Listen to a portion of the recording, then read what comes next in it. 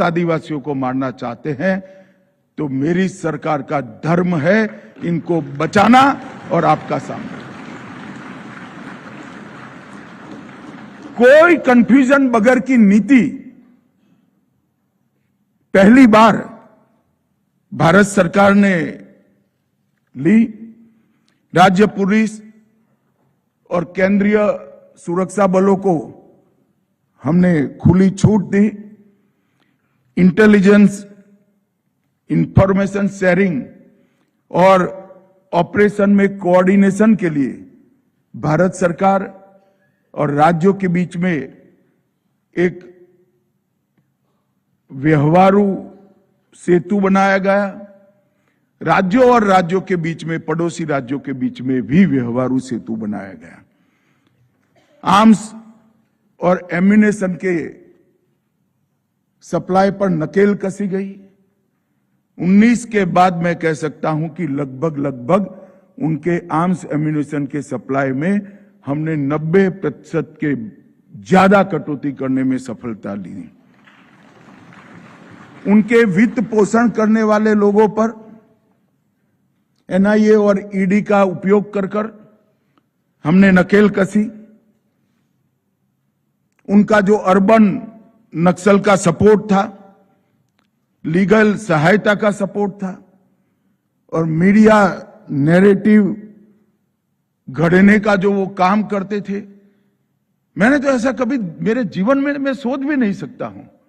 मैं 12 साल का था तब से सार्वजनिक जीवन में हूं। मारने वाले अपने आप को बेचारा कहते हैं। जो लोग मारते हैं वो अपने आप को बेचारा कहते हैं और यहां पेपर और पेन लेकर बड़े बड़े आर्टिकल लिखे जाते हैं। इस नैरेटिव के सामने हम लड़े हैं, अदालतों में भी लड़े हैं और मीडिया की लड़ाई भी लड़े हैं। हमने सेंट्रल कमेटी के जो मेंबर्स थे उन पर लक्षित कर कार्रवाई की तो 18 से ज्यादा सेंट्रल कमेटी के मेंबर 19 अगस्त से लेकर आज तक न्यूट्रलाइज किए गए। सुरक्षा वैक्यूम को हमने भरने का काम किया क्योंकि वहां रोड रास्ते नहीं थे और targeted operation octopus, double bull, इस प्रकार के ऑपरेशन किए गए और डीआरजी, एसटीएफ, सीआरपीएफ और कोबरा चारों की संयुक्त ट्रेनिंग की भी हमने शुरुआत की और चारों दल साथ में मिलकर अभियान करते हैं और उसका चेन ऑफ कमांड भी अब स्पष्ट है, कहीं कोई कंफ्यूजन नहीं है। राज्य पुलिस और स्टेट पुलिस और सेंट्रल पुलिस दोनों साथ में बैठकर अभियान कर रहे हैं। एकीकृत प्रशिक्षण से हमारी सफलता में बहुत बड़ा अंतर आ गया। इसके साथ साथ फोरेंसिक इन्वेस्टिगेशन किए गए, लोकेशन ट्रैकिंग सिस्टम उपलब्ध कराया गया, मोबाइल फोन की गतिविधियों को भी राज्य पुलिस को उपलब्ध कराएगा, साइंटिफिक कॉल लॉग्स एनालिसिस के सॉफ्टवेयर बने और सोशल मीडिया एनालिसिस से भी उनके छुपे हुए सपोर्टर को ढूंढने का काम दोनों जगह पे, राज्य में और सेंटर में हुआ। और इसके द्वारा अभियान में न केवल तेजी आई, सारे अभियान सफल हुए, परिणाम लक्षी हुए। मैं आंकड़ों में बाद में जाता हूं, मगर 2019 के बाद हमने राज्यों के क्षमता निर्माण पर भी बहुत थ्रस्ट दिया। एसआरई और एसआईएस योजना के तहत लगभग 3331 करोड़ रुपया जारी किया गया, जो लगभग 155% की वृद्धि दर्शाता है।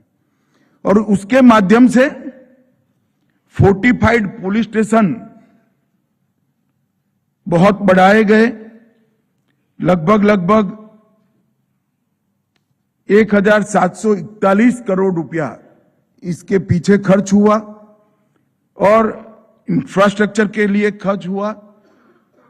पिछले 6 साल में, सिर्फ 6 साल में 336 नए सेंट्रल पैरामिलिट्री फोर्सेस के कैंप बनाकर सुरक्षा के वैक्यूम को भरने का काम कर दिया गया और ये सबसे बड़ी बात थी जिसके कारण सफलता मिली। उनके गतिविधि के क्षेत्र में हर जगह आज भारत सरकार और राज्य सरकार की पुलिस कैंप में बैठकर सुरक्षित हमारे नागरिकों का रक्षा की व्यवस्था कर रही है और बलों के अस्पतालों के लिए भी बहुत बड़ा खर्चा किया गया और इसका परिणाम क्या हुआ? 4 से 14 में, आगे का तो आंकड़ा बहुत बड़ा है, मैं इसके इतिहास में जाना नहीं चाहता, मगर जैसा मैंने कहा कि पार्टी की विचारधारा, पार्टियां और पार्टी की सरकारों का अभ्यास करना है परफॉर्मेंस का, तो तुलनात्मक ही हो सकता है। तो 10 साल सरदार मनमोहन सिंह जी की सरकार के और 10 साल नरेंद्र मोदी जी की सरकार के, इसका एक तुलनात्मक अभ्यास मैं आपके सामने रखना चाहता हूं। सुरक्षा बलों की मृत्यु 4 से 14 में, इसमें 73% की कमी आई है मित्रों, 73%। और नागरिकों की मृत्यु में 74% की कमी आई है। ये बहुत बड़ी उपलब्धि है और कई बार कहते हैं कि इस प्रकार की लड़ाई में कौन सी पार्टी की सरकार है इसका कोई महत्व नहीं है, मगर मेरा अनुभव कुछ और कहता है।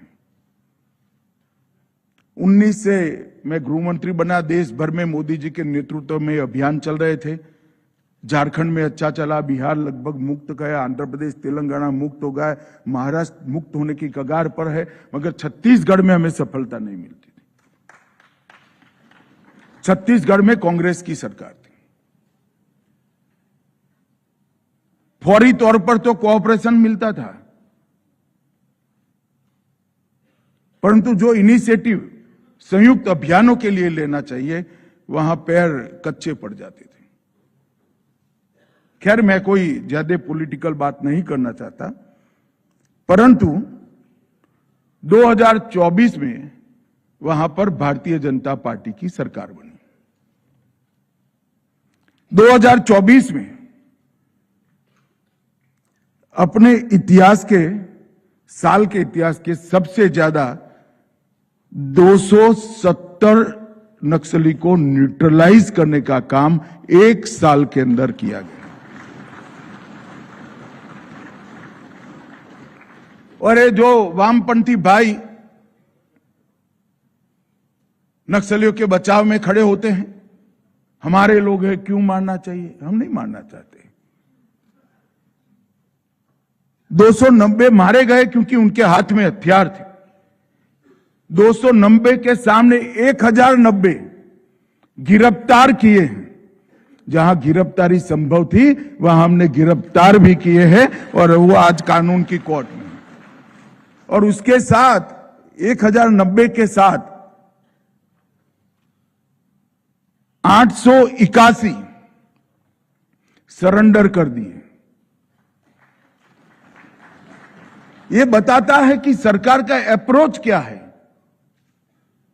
सरकार का अप्रोच यह है कि हम पूरा प्रयास करते हैं नक्सली को अरेस्ट करने का, सरेंडर कराने का, मौका भी देते हैं, एक अच्छी सरेंडर पॉलिसी भी लेकर आए हैं, मगर जब आप हाथ में हथियार लेकर भारत के निर्दोष नागरिकों को मारने के लिए निकलते हो, तब सुरक्षा बलों के पास और कोई चारा नहीं होता, गोली का जवाब गोली से ही देना होता है।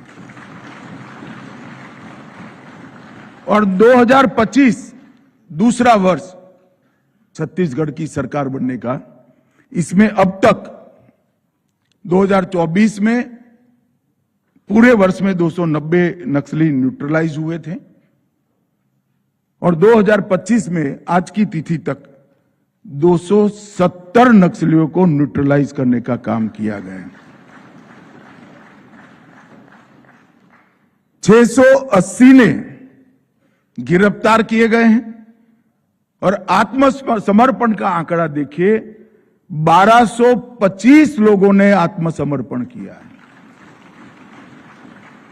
तो दोनों वर्ष में जहां हमने अभियान तेज किया, वहां आत्मसमर्पण और अरेस्ट की संख्या न्यूट्रलाइज से कई गुना ज्यादा है। और ये आत्मसमर्पण जो ज्यादा बढ़ रहे हैं, वो ही बताता है कि नक्सलियों का समय अब कम बचा है। उन्होंने एक बहुत विकट पहाड़ी पर तेलंगाना और छत्तीसगढ़ की बॉर्डर पर अपना एक बहुत बड़ा कैंप बनाया था। सेना की बटालियन के पास हो इतने हथियार थे, 2 साल का राशन था, हथियार बनाने की फैक्ट्रियां लगी थी, आईईडी बनाने की फैक्ट्रियां थी, और 5 दिन जवान चढ़कर जाएगा तब वहां पहुंच पाएगा, इतना कठिन ठिकाना था। ढेर सारी नदियां, तालाब वहां थे और एक लगभग 50 बाय 50 किलोमीटर का लंबा बेस इन्होंने बनाया था। 23 मई 2025 को उनके ब्लैक फॉरेस्ट ऑपरेशन के अंदर उनके पूरे बेस को नष्ट कर दिया गया और 27 हार्डकोर नक्सली मारे गए। बीजापुर में 24 हार्डकोर नक्सली मारे गए हैं और इसके माध्यम से छत्तीसगढ़ जो एक बचा खूचा था, वहां पर एक प्रकार से इनकी रीढ़ की हड्डी तोड़ने का काम हुआ। जो नक्सली न्यूट्रलाइज किए गए, उसमें जोनल कमेटी मेंबर 1, सब zonal committee member 5, state committee member 2, divisional committee member 31 और एरिया कमेटी के मेंबर 59 ये 2024 के साल में न्यूट्रलाइज किए गए। और अब सूची वांटेड से ज्यादा बचे हुए की कम हो गई है। ये स्थिति आज हमारी आई है। 2014 में एक प्रकार से ये समस्या के सामने लड़ने के लिए फोर्टिफाइड पुलिस स्टेशन बनाना पड़ता है। समस्या जब से शुरू हुई 1960 से लेकर 2014 तक कुल 66 फोर्टिफाइड पुलिस स्टेशन थे, 66। और नरेंद्र मोदी सरकार के 10 साल में नए 66 तो रहे, नए 576 फोर्टिफाइड पुलिस स्टेशन बनाने का काम। 14 में 126 नक्सलाइट जिले थे और अब 124 में से 18 नक्सलाइट जिले ही बचे हैं। ये बताता है कि